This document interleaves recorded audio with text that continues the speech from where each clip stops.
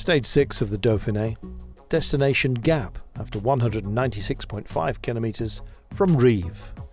Beautiful weather, hovering around 26-27 Celsius, and a tailwind for much of the day, and that meant that a break had, once again, a great chance of making it all the way. So the battles were intense at the beginning. Last chance for the quick men, perhaps? Well, they'd have to work hard for it. With the Alps looming, how much support would they get? With riders and teams preserving themselves for the great GC battle still to come. Oh, Wout van Aert, owning the leader's jersey, leading the race by just over a minute.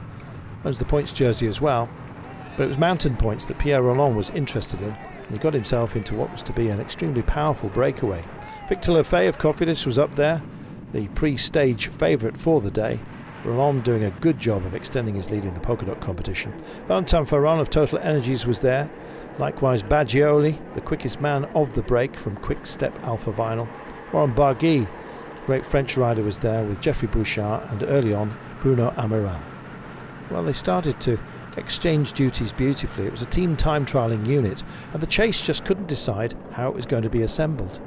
First, Trek Segafredo had had a go, then up had come a number of other teams, including UAE, Intermarché Wanty, Groupama Francis de Jure after Amiral dropped out of the break, but they really could not organise themselves, and tempers started to fray. Well, it'd be one for the commissaires, but a blow to the head of an opponent usually means an exclusion. Silly stuff. The breakaway had a handsome lead by the time we got to the tipping point, a little climb over the crest of which would be downhill all the way into Gap, coming at 4.6 kilometres out, and once they started their descent there was surely going to be no catching them.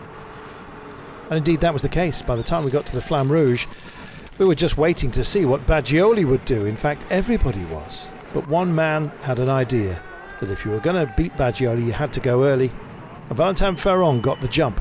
Nobody was prepared to chase. They all sat on Baggioli's wheel. He was the main threat to them all on the day.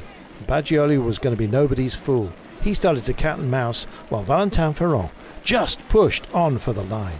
Came to the last 150 metre ramp, and then everyone woke up to the chance. Pierre Rolland went for it, so did Warren Barguil, but Ferrand took the day. A second great win for Total Energies after Villemos had won from a break earlier in the race on stage 2. Minor prizes up for grabs for the peloton who crossed the line in arrears. Over half a minute down, Milano leading Bosenhagen, Groenewegen, Louvel, but Valentin Ferrand getting the biggest win of his career. Just turned 24, maybe it's the start of many.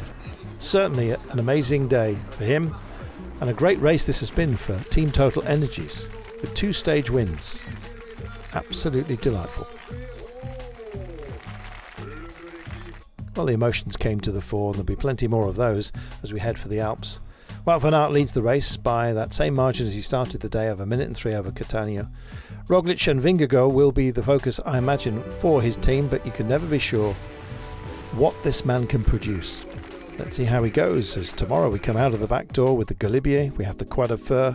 No Alpe d'Huez in this reflective stage of the Tour de France as we head towards Vouget, but it is going to be fascinating.